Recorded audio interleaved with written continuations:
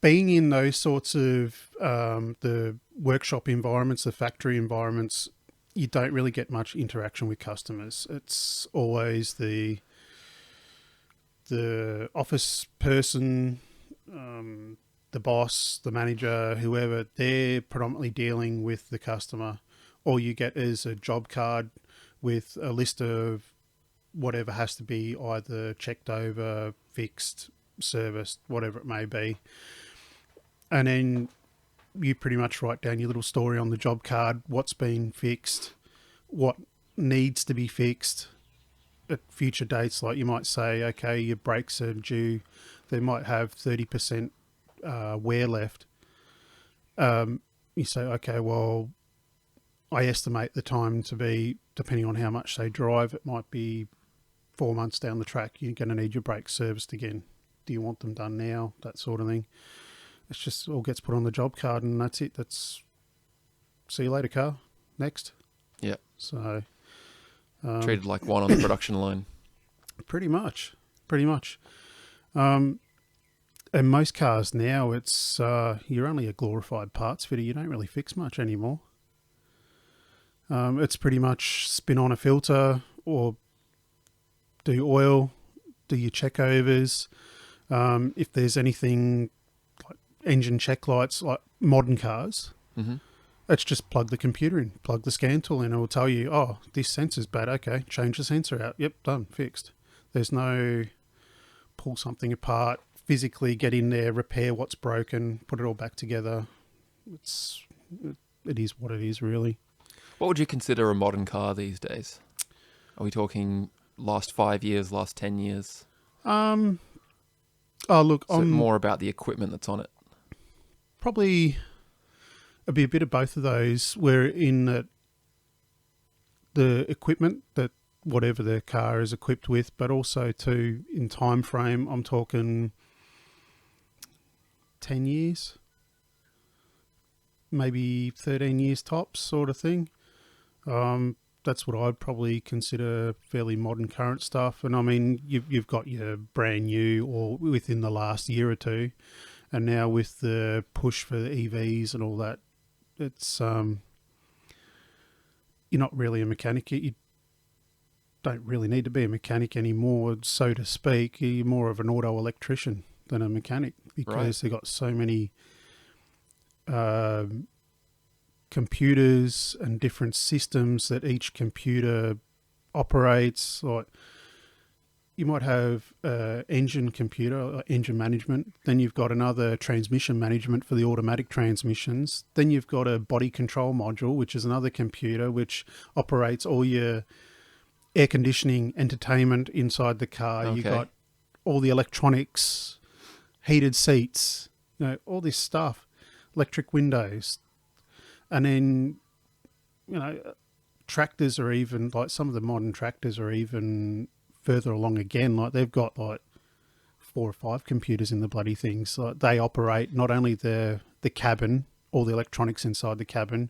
You got an engine management, you got a transmission management, you've got hydraulic management. Right. You've got just so big a scope of electronics in everything now. It's not like my old Dodge truck out the back there or my HR here.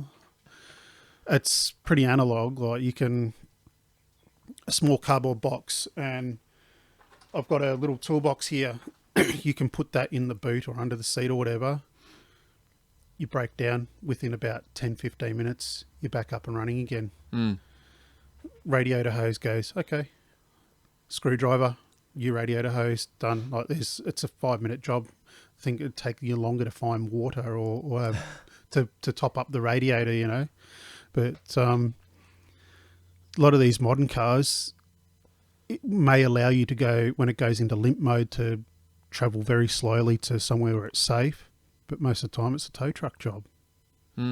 So, okay. Are many modern cars and the systems in them, are they serviceable by people like yourself, or is it getting more and more proprietary, has to go back to the not so much the manufacturer, but like the small dealership? For the small guy like myself, it's probably prohibitive to have, because I work on a broad range of things. I don't just work on cars. So being a mobile diesel mechanic, I do small to medium plant machinery, which is your front end loaders, smaller excavators, forklifts, tractors, all that sort of thing. Then I do light to medium trucks, cars, everything.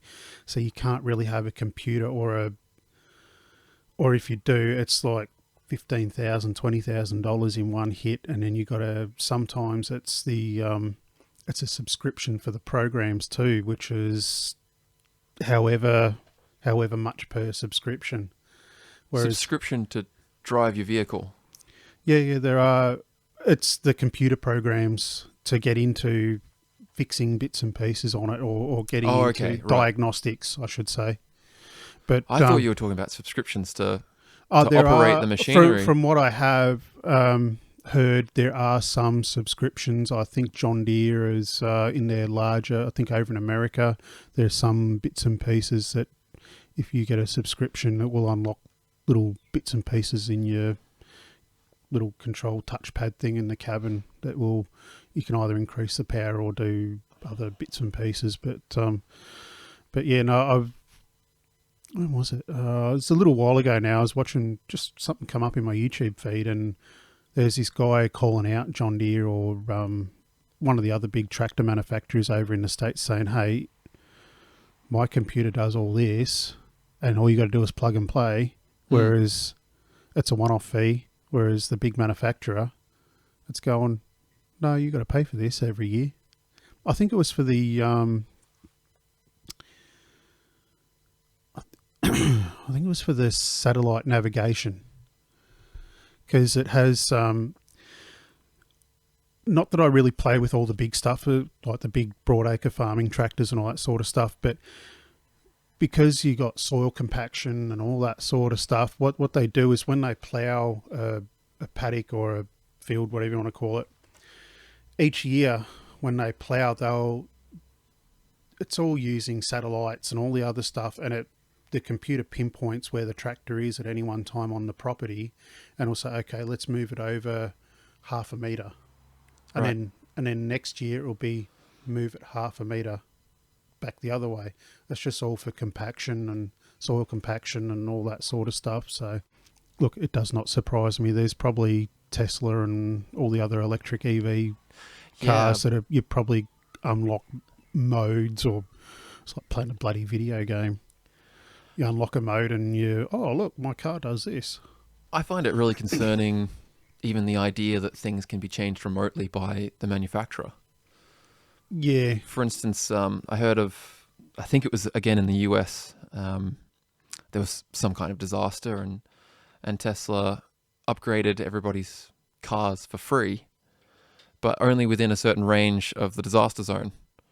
So once they left that area, their cars went back down to normal. But you go, what's stopping them from just saying, no, you can't drive your car anymore, or saying, hey, you got to buy the car, but then you've also got to pay for a subscription to get your service. And if your subscription runs out, your car just shuts off, pulls over to the side of the road on its own and says, yeah, pay up or you're stuck here. It would not surprise me. Look, it's quite possible in the near future we could even see that. But with I don't know in other parts of the world, but the push here, especially from the government for EV, like they're pro EV. Oh, it's the latest and greatest. It's green. It's this, it's that, it's the other. It's, you know what? I'll stick to my 1965 Dodge truck. Yeah, it doesn't have electric heated seats and all the other garbage, but you know what? I don't really care. I own it. I don't have to subscribe to it. I can jump in it. I don't have to sit there and wait for how many hours to charge the damn thing. Yeah. Have you gotten underneath an EV before? No, I haven't, and to be honest, I don't really want to. Having worked in the transport industry, I used to work for a pretty prominent bus company in the southeastern suburbs here in Melbourne. I went over, I did a bit of schooling, or they sent me over to Volvo, over the other side of the city, and one of their classrooms, it's like, oh, the workshop facility is like, holy moly, you know, millions upon millions of dollars. Like, this thing was state of the art, all the latest tech for just Volvo trucks and buses. One of they got specifically set up classrooms, like they're small workshops, but they're classrooms as well. The closest I come to any EV was a hybrid Volvo bus. Mm-hmm. And yeah, it had a smaller Volvo motor, and then you're seeing all the electric motors and all the wiring and all the stuff there. And like, okay. And they're saying, look, this has got so many thousand volts and so many thousand amps or volts or whatever it may be. Thinking, right, you could get over here raising experience, you touch the wrong thing. Yeah. You're going to get zapped pretty damn good. And technology is still coming along, and it's still progressing. And even with the internal combustion engine, yeah, it's been around since the 1800s. That's quite a fair bit of time. Yeah. It's still evolving. Like, there's a company over in the States there, you can do hydrogen conversions now on their F trucks, F100s and their Chev pickups and all that sort of stuff. What's a hydrogen conversion? It's essentially, you convert your internal combustion motor from, say, petrol or gas over to the hydrogen. It runs on hydrogen gas. So I don't know, some of the viewers or listeners may have heard of the Hindenburg. Yeah. The old blimp. Well, the same stuff that was in that, you can run your car on. Yep. But like EVs and all the rest of it, the infrastructure just isn't there at the moment. I think that's the biggest thing, is an infrastructure needs to catch up in a huge way. Like, yeah, technology just quite isn't there yet, but it's getting there slowly. Are there any particular cars, maybe this is a bit of a loaded question, any cars that you would say are better than others, or manufacturers? Because I know things like, people rave about Toyota being reliable. Is that something that you would see in your line of work? Yeah, look, modern cars now, they're only meant to last as long as their warranty period, pretty much. And then that's it. Like I mentioned before, it's our society today is a throwaway society. You don't go fixing anything, you just throw it away. Buy a new one. Buy a new one. It's your proverbial mobile phone, your laptop, whatever it is. It only lasts for a year and a half, 2 years, and then, I need an upgrade. So cars are getting less reliable? Or is there just more to go wrong? I think there's more to go wrong. There's more to go wrong, and once they're out of that warranty period, the more expensive they're going to be to fix. It's probably... it might not be so much the parts that cost, it's the labour in doing it. The amount of time the mechanic or auto elec, whatever it may be, whoever it may be, I should say, it's the time taken to fix that particular issue. Because everything's getting more and more cramped into engine bays, so you got to pull more stuff apart, and it's not just, let's undo 3 bolts, the bracket comes off, to get into whatever it may, that part to fix it. It's, okay, that bracket's got to come off, then that part comes off, then there's another part that's joined to that bracket. It's like a domino effect. And it's just the labour, a hell of a lot of labour. How are you going with parts availability? Look, it's dependent on the vehicle and how old it is. Are older vehicles easier, or is there a window? European older vehicles, I've found are harder. Oh, okay. I had, about a 2001 Renault. For whatever reason, the mechanic that was servicing the car, by the look of it, never checked the rear brakes. And it had drum brakes on the rear, as opposed to disc brakes. And the wheel cylinder was leaking brake fluid all over the brake linings. And because most modern brake linings now, they're glued onto the actual metal shoe, they're bonded, they're not riveted. It just deteriorated, and the back wheel seized up. The lady went down the road, and I think she needed a new change of underwear because, and just slowly, gingerly, it managed to free itself enough to the point where she could drive back home. And I got the call out. But go to Renault Australia or one of the Renault dealerships. I was ringing around for a good half a day looking for brake parts. Right. I got told from Renault it would be about a 6 to 7 month wait. This is when they were having the riots over in France. So This was like a year or two ago now. It was about that time period wait. I think from memory it was going to be something like well over $2,000 for a set of brake drums and shoes. Wow. And wheel cylinders. And I'm like, you're kidding me, aren't you? And they're That's like, a lot. That's a hell of a lot. So I started ringing around, and I think for the life of me, I cannot remember the company, but the company that I got onto, they go, oh, look, they passed the phone number to me onto another person, and luckily enough, literally in, was it Blackburn, which is about 15 minutes away from here, a place that dealt with all European aftermarket parts, like just normal service parts, not performance stuff. Was it 2 brake drums, the shoes, wheel cylinders, everything, I think, for about $500 or something. Wow, that's huge. Yeah. And here. All I had to do was literally drive. It took me half an hour of my time to go down there, pick them up, because I already rang through, say I'm coming. Yeah. But when I told the customer, she was quite shocked at $2,000 just in parts alone, plus labour. Yeah, I would be too. And I said, look, I'm going to keep looking for you. And she's like, yep, not a problem. Please do.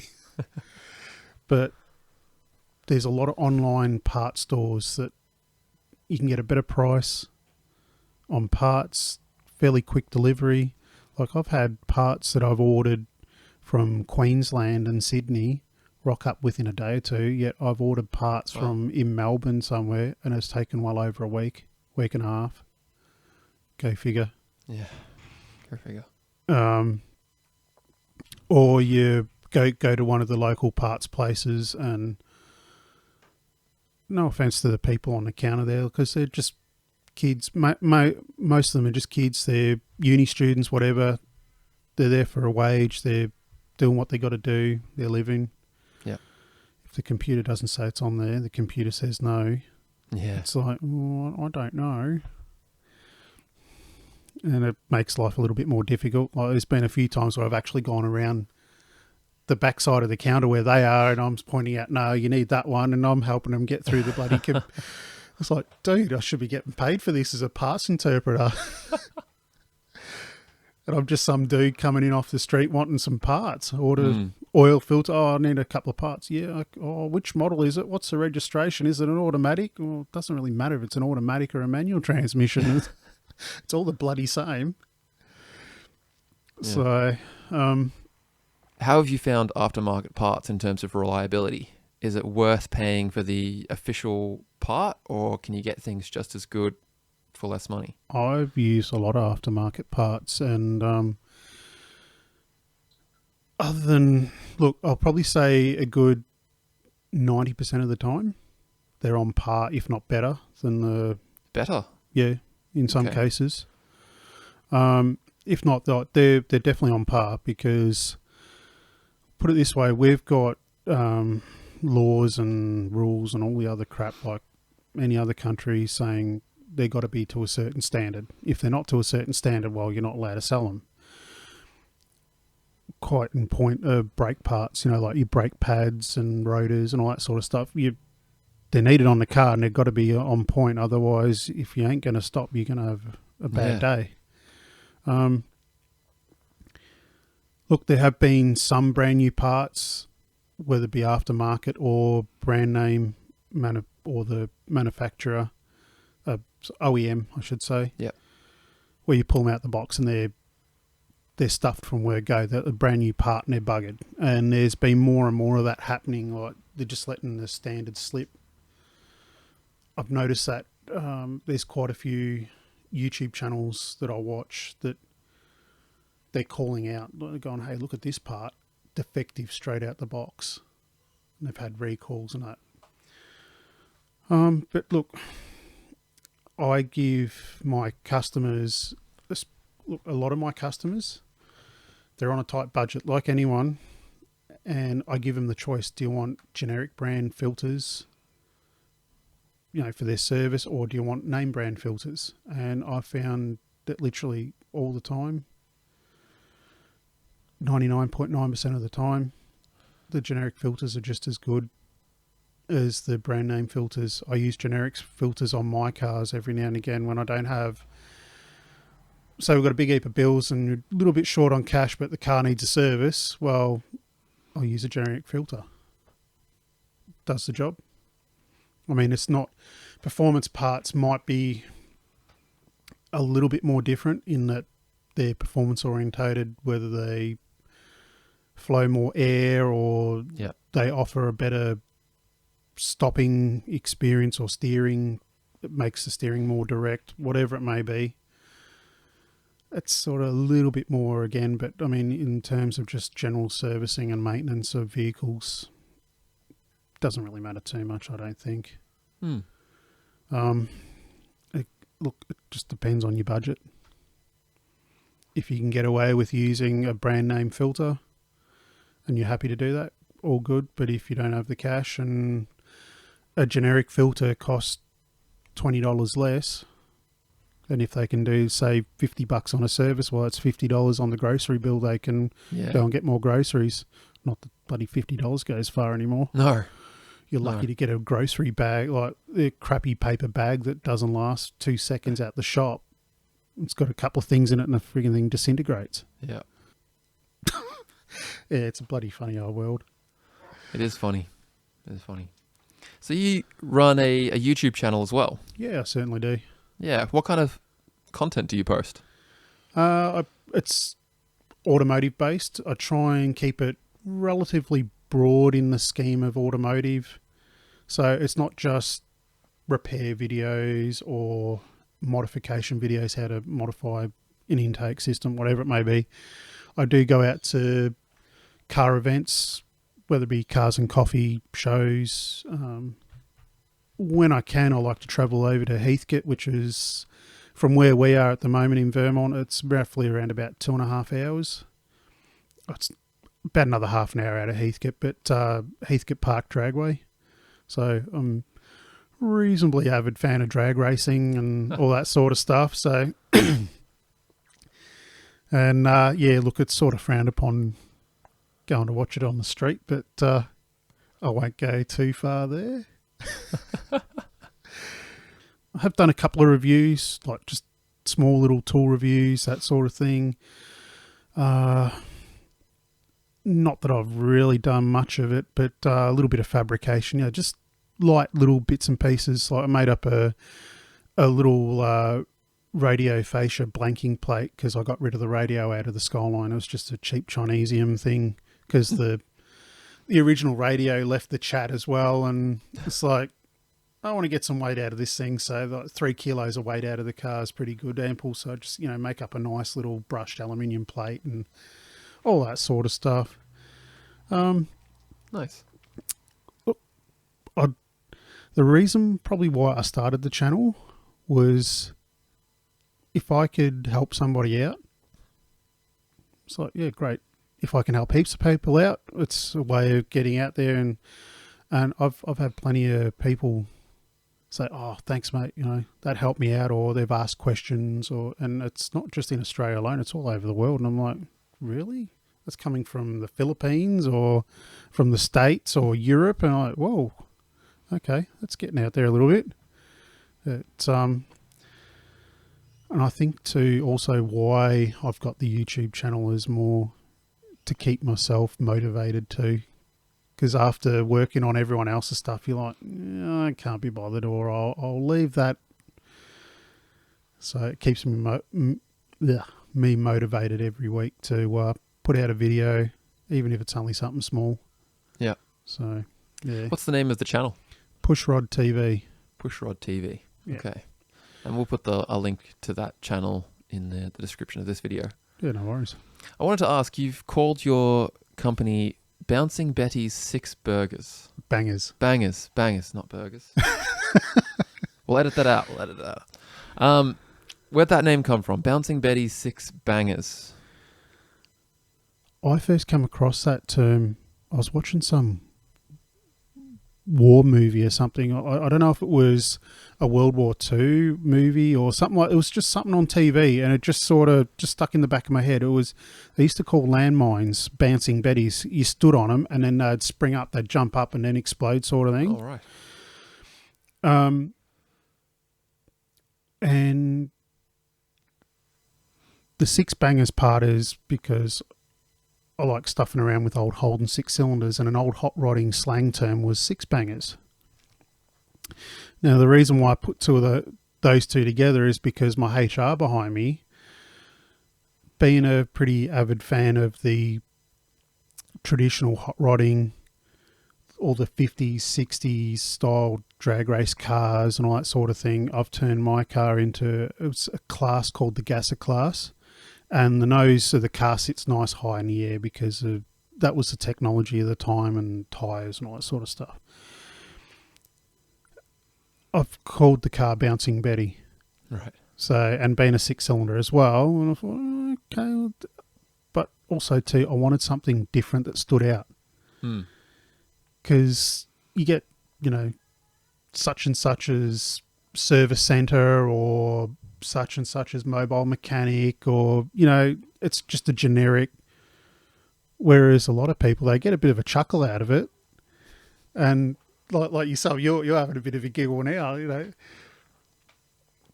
But people, they go, oh, I'll give that bouncing, what is it? That bloke, the Betty's bloke. I'll It's give him a certainly call. unique. And you remember it. You do? Whereas someone else, someone's service centre, you go, oh, yeah, it sort of just slips your mind, but you go, what's that guy with that weird name? He comes out, blah, blah, blah. Just did it for, it's rememberable. Certainly memorable. And is the front of the car there, is that the front of your Holden? No, my brother-in-law actually designed all the logo and everything. That's actually a Chrysler. Okay. An American. I can't remember. I think it might be an A body or a B body. I'm not sure. There's A, B, and C body Chryslers. That's their designations. But he found the template on the internet, and then we went through and we just designed a logo pretty much. So got the initials BB6B and a little car on there, and that's And do you have a website or a Facebook group, or how can people find you online? I'm on Facebook, just under Shaun Batcheldor. You can look me up there. There's on Instagram, or you can jump over to Pushrod TV and just hit me up in the comments there. That's pretty much. I don't advertise. All my work's word of mouth. I found some of the best advertising is word of mouth. Yeah. So especially like, it's only the other week I had a customer. It was through a group that I think it's through the My Place group, and I'd done some work for another member of the My Place, and they passed my number on and all that sort of stuff. And he was pretty hesitant at the start. And I said, look, I can come out. And he goes, well, can I come to you? Because I think it was, I had to charge a little bit of a service fee to get out to Crampton. Yeah, it's understandable. And he came here and he sort of spilled the beans, and he said, I paid $500 to get this car fixed. The brake light's still on the dashboard. And what the place actually did is they replaced parts that didn't need replacing. The light was still on the dashboard, and they fleeced him with $500. And you can sort of understand why he was a bit hesitant. He's like, humming and hawing. I said, look, dude, let's... And it turns out what had happened is on the ABS unit on the little Holden, it was one of the European-style Holdens, Opal or whatever it was. The plug on the back of the ABS unit is a big plastic plug with all the electrical cable going into the sensors in the ABS block. That had broken. The little locking tab had broken. So every time he went over a bump, it was still plugged in, but it was just moving a little bit. And the fix was put 3 or 4 big zip tie the bloody thing on there. But even still, it was... So it was literally spend an hour and a half with him and just put the scan tool on it. Said, hey, let's go for a drive. I'll get you to drive. I want to see how you drive the car. Just, because if he's got his, say, just an example, foot on the brake all the time, or you're going to go, well, that's part the reason why, blah, blah, blah. But, and he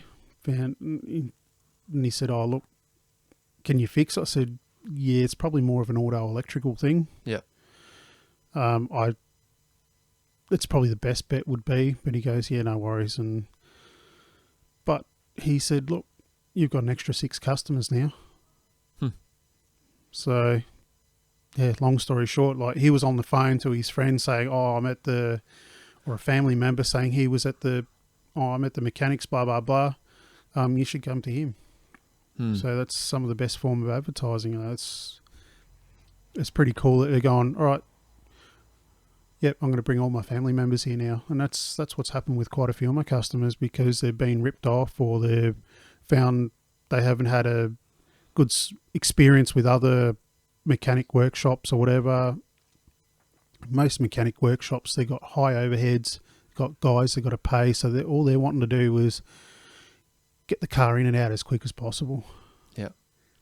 I mean, me being a mobile mechanic, I don't have a lot of overheads, and working, like we're in my home workshop at the moment, so admittedly I get a couple of people that come here because for whatever reason, but predominantly I'm 95% out on the road. That's significant. Yeah. The concept to me of the mechanic coming to my doorstep was quite novel. Yeah. I always thought you had to take it to a shop.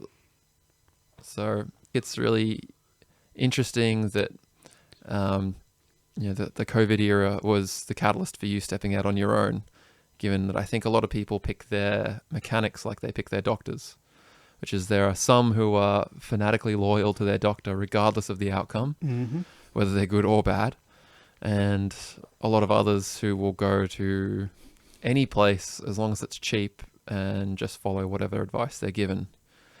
But I think a lot of people understand and respect that if they find a good doctor and if they find a good mechanic, that's a much better experience. And often, even if it might not be the cheapest option in the short term, the amount of or the reduction in stress and the better outcomes are often far better. Yeah. Not that I see it all the time, but there's quite a few screw-ups that I've had to fix from other mechanic places. And I'm not going to blow my horn and say, yeah, I'm the it in a bit, because I ain't. And yeah, I have stuffed up. But yeah, I can see why people get discouraged with mechanics, and the analogy of, you find a good doctor, find a good mechanic, you stick with them, and all the other stuff, yeah. But I think also too, it's like you've seen, it's the one-on-one service, and just sit there and go through it with the customer, even if it takes half an hour. Like, fair enough, it's half an hour of my time. I could have charged you for it, but I didn't. But people are really happy if you just sit down and just explain to them, like, especially if they're not mechanically minded at all, and if I won't say layman's terms, but you just easy sort of don't go off on a tangent, technical jargon and all the other stuff. Yeah, So, that's good. hmm. Well, Shaun, thank you for your time. Yep, Thank not you a for problem. having me in your workshop.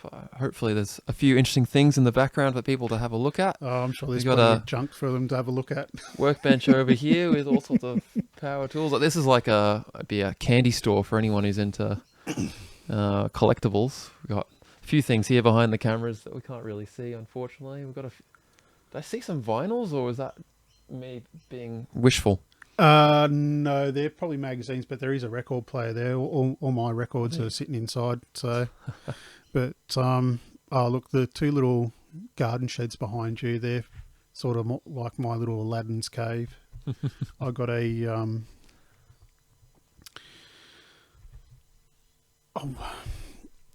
I won't say I don't know if addiction is the or sickness or Passion. just passion. Yeah. Passion. One of my things is a little early Holden inline 6-cylinders, so your little Holden 202s and all that sort of stuff. Yes, I know they're an absolute boat anchor of a motor, but there's something about them, and I quite enjoy modifying them and stuffing around with them. And of course, one of the motors is actually in my HR. But yeah, there's full of old vintage speed parts, old manifolds, and all sorts of gear in there. So. But yeah, no, look, from whatever you guys... So you don't just do this for a job. This is your life. You do cars. Yeah.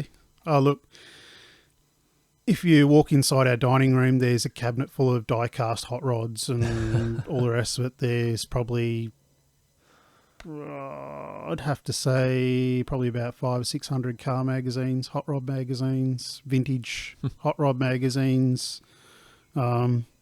a couple of rows of workshop manuals for early old cars. It's passion. You pretty much watch automotive, other YouTube content, the whole bit. So it's just, yeah. That's good. It's good to hear. Glad to meet people like yourself who are just passionate about what you do and trying to do good things for the people you work with. And it's been a pleasure talking with you. Thank you for having me. Not a problem. Thank you for watching that interview. I really hope you enjoyed it. And I also hope you'll think of Shaun next time you need a mechanic. Please remember to leave any feedback down in the comments, and I'll catch you next time.